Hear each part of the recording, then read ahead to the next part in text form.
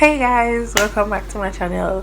I'm telling you, I shoot two videos in one day now because one, this I think the other one, the one when we talk about the word for the year and the God goals in one, yeah. That's I got post today, which is last week, and this is going to be post next week for Monday. So yeah, this I got post Monday, which is today. It should be post today, which is Monday, I hope. And then the other one would have post last week. So that's two videos for the week I missed a video. So guys, today what I want to talk about, I'm going to talk about depression. Yeah, I'm gonna talk about it. Mark you, I'm not a psychologist, not like that. So my comments are personal, is my personal testimony. Yeah, so give me grace because me still learn where it concerns that. So yeah, so guys, everybody know me, know the type of person I be. Always joke, y'all, always like a joke. Yeah, firmly believe in a God and stuff like that. I just want to put this side note. So last year, I met this person, and the person was always experiencing like anxiety and anxiety attacks, and I didn't know how to help them. I was always like, pray, man, like, I pray about it and stuff, man, like we just go away and stuff like that. Like genuinely, I thought that prayer would have solved it, or you know, like them just worshiping or whatever would have solved it. Until like the Lord, because I couldn't relate, I couldn't understand because I've never been through that. Till the Lord like literally brought me in a season where ma have big anxiety attack, like panic, chest like me just feel tight, me I breathe down the place, like my mind just a race, me can't grab one thought, like the amount of things. It's like ants, you know, you kill one ant and you see the ants in my marching on one line, and then you kill one and wipe it run, and the whole of them just start scatter. So the thoughts in my mind are run. And I remember like all of that, experiencing that, like must see where my advice did I come back to me. I mean, like, no, like it cannot be. And I realized that it was much more than just praying, right? It's something, it requires a level of intentionality, right, to like actually go to God and try and ask him to help you with your mind, because your mind are run wild. Like you can't control your mind, like thoughts are coming in your head when they're supposed to be in there, like unbeknownst to you, like, and it's like you just depend this what if. All right. And what helped me with that was Philippians 4 verses 6 to 7, when Paul, because I think that was it, when one day I read it, because I experienced anxiety, one day I read it, message said, do not be anxious for anything. Me I say, Paul, you can just go up and tell people say don't be anxious, and I say, work, sir, you think so we want this? But it's like Paul wasn't ignoring the fact that, oh, you're not gonna get anxious. He's just saying that, listen, you know, I'm not saying to get anxious, because yo, like there's a whole method that he gave us. And it's when we read it, Mr. Backside, okay, mama, I'm gonna try this, guys. I tell you the truth. I sit here and I tell you the truth. He said, but in everything pray, make supplications, right, thanksgiving, meditation, and a peace of God will pass guard your heart and your mind. Guys, I kid you not, me take the steps accordingly. Me pray, me talk to God, like me say, God, XYZ, this and this a bother me.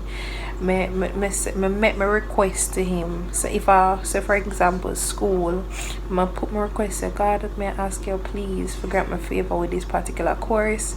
Please let me be able to understand it. I'm requesting understanding for this course, blah blah blah. Thanksgiving. Lord, thank you that you made me pass the other courses when we never feel like me that I'll pass it. It's like, and then while me I give thanks, it's like the anxiety just slowly goes away. And I think I was listening to a motivational speaker once that said, worry and thanksgiving cannot live in the same place. Like they can't coexist. One of them have to be predominant. The other can't live there. Like it's just either one dominate. And I realized that when I entered into this space of thanksgiving after my prayers, supplication or whatever, like I was really able to like come like feel the peace of God for know say like God not left me behind, you know, like God really and truly take care of me. Like me not do this by my own, like me not gonna sink, like me really and truly not gonna sink, like me not gonna drown, like me gonna survive, like me gonna make it, me gonna thrive even, like because it's just God, like, and God don't fail. God can't fail me, right? He loves me too much to fail me. And it's like when I think and about him goodness and things I'm doing in the past and how much time my back did against the wall in the past and him deliver me each and every single time. It's like I start being so overwhelmed with gratitude that joy begins to be something that comes to the forefront. I'm gonna tell you, say honestly, yeah. That was something that helped me, but it's something I have to actively do. So anytime I feel anxious, I have to actively do there something. Prayer, supplication, thanksgiving, meditation. Like I really have to do those things in order for the anxiety to just, and then the peace of God goes, you know. Yeah. So I just needed to talk about that. So after that experience, I was better able to relate and understand when persons come to me with them with anxiety and stuff like that, like, you know, seek guidance and stuff like that. I'm better able to empathize because I know what them I go through. I understand how I feel like, you know, have control of your mind, how I feel like, say, like you feel like you go mad. I'm like, you don't want it look like that to people because it's not like you're going mad. It's just like you're thinking about too much things that you yourself realize you can't control, right? Because when I think about I think I was looking at it like I have so many courses to do. I think this is when I was at faculty. I recall this thought thinking, I have so much courses to do. I don't watch no recording. I don't do no tutorials. I'm just behind in the classes, and it's like I'm yet to, you know, my mind just go off, and it start go, what if this could happen? What if that? What if me fail? How am I gonna manage with this? Like it just go on and on and on, and it's like it became so crippling. Cause anxiety just lacing with fear.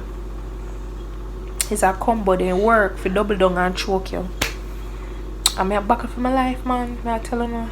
But it's like, as I say, I was very grateful for the experience because now, like, I think I realize that I have been more empathetic towards person who, you know, express to me, you know, them anxiousness, and you know, I'm more able to better able to assist them now. I say all of that for say the second thing when we never really understand, like I couldn't understand how people are depressed, right? It just never makes sense to me. As a person, we're always jolly, right? It just never makes sense. So I remember this one time, like through 2022, like I will start with the first moment, the defining moment. I think a couple weeks ago I was in my bed. I went to bed and I woke up and I just felt so heavy. I felt so sad. I felt so down, like very much depressed, but I didn't want to admit it. As I recall, like crying. I think I was crying. Like I just felt so sad. Like I remember even the gospel, the song "Fill Me Up" was playing, and this was I know it was bad. Like I remember "Fill Me Up" was playing, and it's like I wasn't moved. My heart was not connected. Like I was dead. I was dead, man. I was dead inside. Because I just felt so sad. I was like, you can't help me right now. Like, you genuinely can't help me. And like me, I like, what is this feeling? And the Holy Spirit showed me, say, yeah, you're battling depression. I mean, like, depression? What? No, sir. I'm saying, you've been battling depression. I said, huh? Somebody, now, because you always asking your gum, so you know, like, and then there it was, flashed before my eyes, 2022, snippets of 2022, where I had moments where I was just bawling uncontrollably, or I just was so sad and so out of it. And it's like I'm going at this shell, and him show me it's like I'm going at this shell, go isolate, and then I pop up out of nowhere. Like, my friends didn't know that I was battling with this silently, because me myself never know somebody that battle with this silently, right? I remember a couple weeks ago when the Holy Spirit was talking to me, I was like, but I don't even feel like to pray. Like, I can't pray. I just don't. I just can't. Like, I really just can't. And worship now, worship, pray now, pray. Like, I just feel like we just there in the bed, just sleeping to oblivion. I remember saying to myself, like, I need not to face the world at this current moment. Sleep is better than feeling all of this. And yeah, a couple days prior to that, I was very sad. Again, didn't know why. I think mostly it was because of school though, but among other things that were happening in my life, especially in my walk with the Lord, like, I realized that, you know, more is required of me. And you know, like, I've realized the call on the Garden of Gethsemane, not my will but thy will be done, is like all of that, you know. And it was in that moment when the Holy Spirit said to me, said, boom, XYZ, this is what's going on. And I said, I don't know what to do. And he was like, you need to speak to your friends. I mean, like, speak to my friends, like,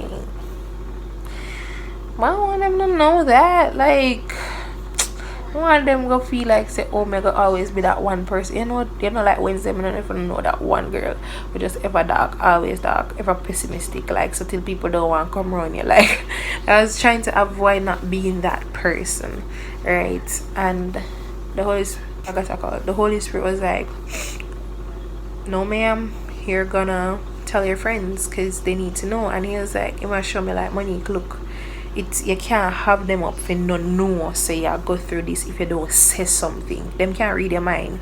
You show up in the world every day, jolly, looking all like you genuinely look happy to people. Like, people see you and see this beam of light, and you know, like, they're not seeing these things that you hide away. You're not showing them that part of you, so they can't know that you need help if you look strong.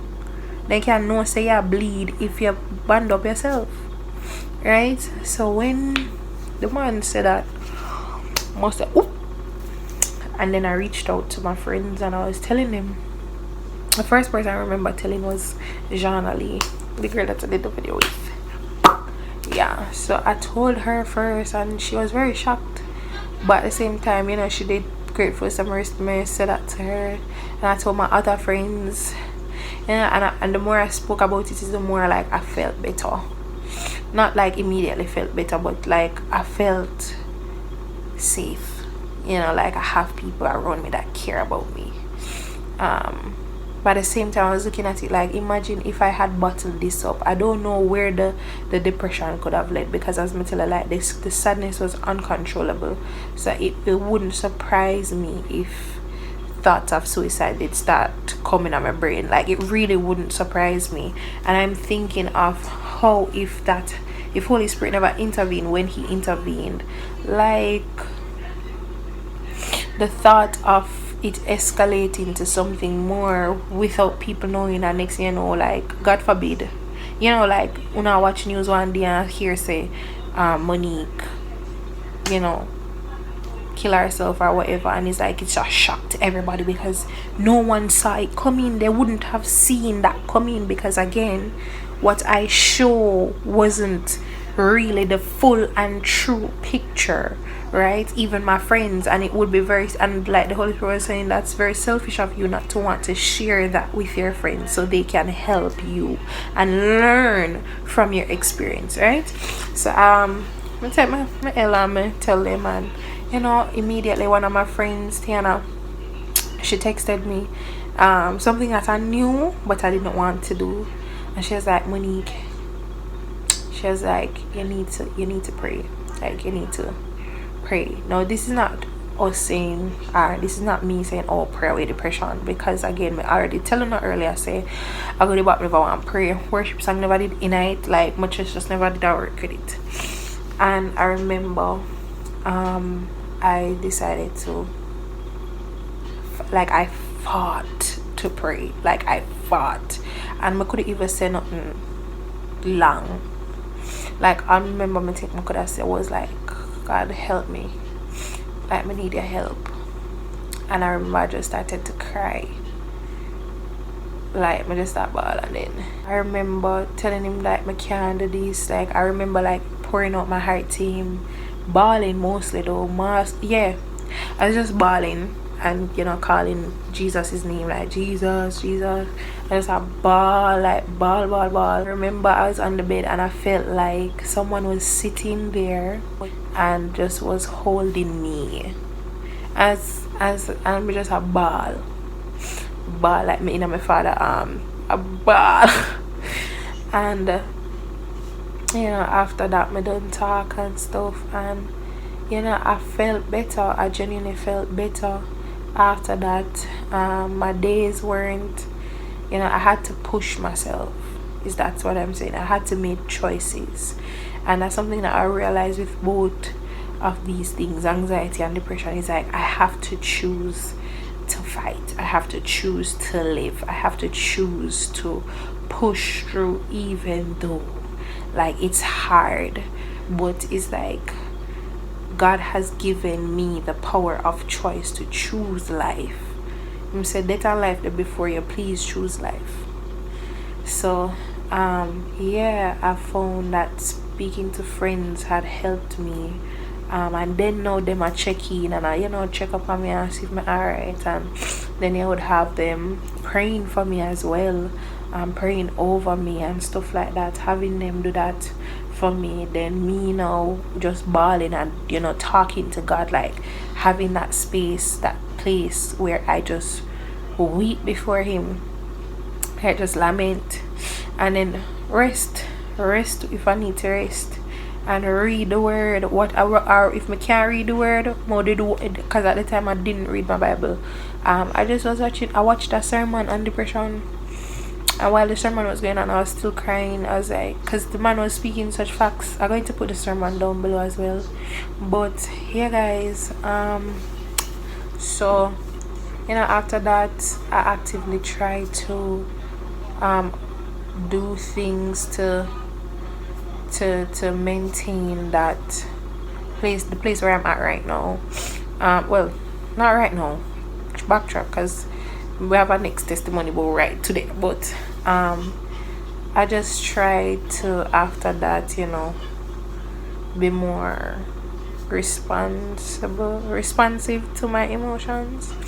But yeah, but since recently another fight has come up, but I'm here making this video and to encourage you to fight. Get up, push yourself, ball, get it out of your system. Do what you need to do. Tell your friend, just say you're not a friend, you have a friend. You have a friend, tell them. You may never know what they can share with you that would have saved you.